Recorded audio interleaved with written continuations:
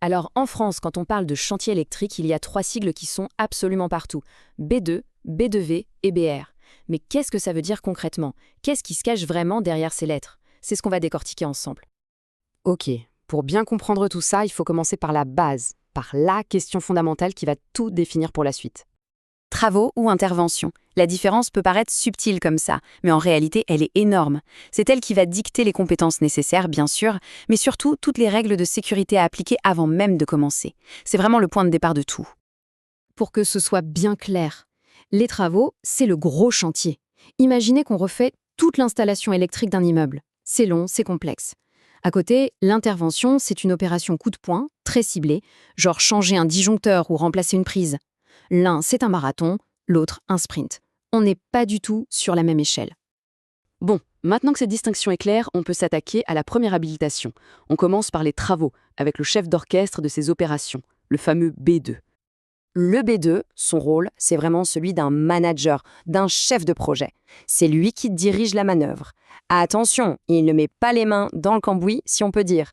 Son job, c'est de s'assurer que tout le monde sur le chantier respecte les règles de sécurité à la lettre. C'est un rôle de supervision, purement et simplement. Et là, on voit bien les points clés de sa mission. Il organise, il supervise les opérateurs qui, eux, font le travail. Mais, et c'est un mais super important, tout se passe hors tension. Zéro courant.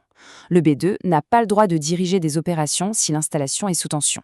Sa garantie, le document qui assure que tout est bien coupé et sécurisé, c'est l'attestation de consignation. Sans ça, personne ne bouge. Sa zone de travail, c'est ce qu'on appelle la zone 1, ou voisinage simple. Qu'est-ce que ça veut dire? Eh bien, ça signifie qu'on est à proximité de parties qui, elles, pourraient être sous tension. Mais on garde une distance de sécurité. On n'est pas dans la zone rouge, on reste à une distance respectable du danger. Ok, mais parfois, on n'a pas le choix. Il faut s'approcher bien plus près du danger. Et dans ce cas, le B2 classique ne suffit plus. C'est là qu'intervient son grand frère, si on veut, le B2V. Le V est facile à retenir, ça veut dire voisinage. Mais attention, pas le voisinage simple de tout à l'heure. Là, on parle d'une spécialisation pour le voisinage renforcé, c'est-à-dire quand ça devient vraiment tendu.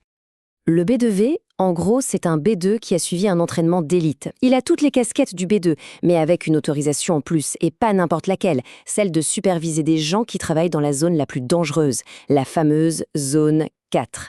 Il peut même installer lui-même des protections comme des nappes isolantes pour sécuriser la zone. Et cette zone 4, le voisinage renforcé, c'est la zone de danger immédiat. Là, on est juste à côté d'une pièce électrique nue sous tension. On parle de l'endroit où le moindre geste imprudent, la moindre erreur d'inattention peut avoir des conséquences dramatiques. C'est pour ça que des protections spéciales sont absolument obligatoires. Et cette ligne rouge, cette frontière, elle a une mesure bien précise, 30 cm. C'est la distance à partir de laquelle on entre en zone 4. À moins de 30 cm d'une pièce nue sous tension, on change de monde. Et il faut l'habilitation qui va avec, la B2V. Allez, on change complètement de décor. On quitte les grands chantiers, les travaux, pour passer à quelque chose de plus rapide, de plus chirurgical, les interventions. Et pour ça, il y a une habilitation bien spécifique, la BR. Et là, attention, on change de philosophie du tout au tout. Le BR, ce n'est plus un superviseur, c'est un opérateur, un technicien de terrain. C'est lui qui fait le boulot, qui met les mains dans l'armoire électrique. Son truc, c'est le dépannage, la maintenance, les petites réparations. Ce qui caractérise le BR, c'est son autonomie. Il est formé pour travailler seul. Il analyse la situation, il sécurise et il intervient. Et il a une autorisation très particulière. Il peut faire certaines connexions et déconnexions sous tension.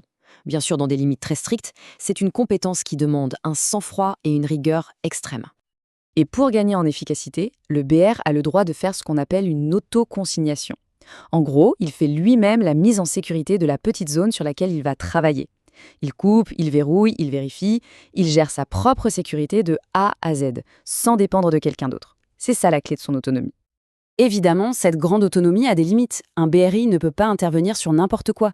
Son champ d'action est limité à des circuits de faible puissance. En général, 63 ampères maximum en alternatif, c'est un garde-fou essentiel. Pour les plus gros circuits, on sort de l'intervention, on repasse en mode travaux, et là, il faut un B2 ou un B2V pour superviser. Bon, on a vu les trois en détail.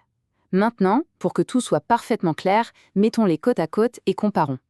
Ce tableau, il est parfait pour résumer. D'un côté, B2 et B2V. Des superviseurs pour des travaux qui travaillent toujours en équipe et hors tension. La différence entre les deux, la zone de danger. Zone 1 pour le B2, zone 4 pour le B2V. De l'autre côté, le BR, un opérateur pour une intervention qui est autonome et qui, lui, peut aller en zone 4 et même faire des petites manœuvres sous tension. Ce sont vraiment des métiers, deux philosophies différentes.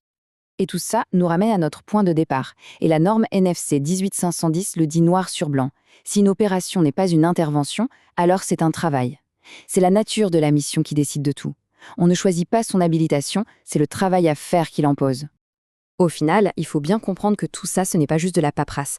Choisir la bonne habilitation, c'est la toute première barrière de sécurité contre un danger qu'on ne voit pas, qu'on n'entend pas, mais qui peut être foudroyant. Et ça laisse une question en suspens. Sur le papier, la différence entre intervention et travail est claire. Mais sur un chantier, dans le feu de l'action, avec les imprévus, est-ce que cette frontière est toujours aussi facile à voir? C'est toute la complexité et toute la responsabilité de ces métiers.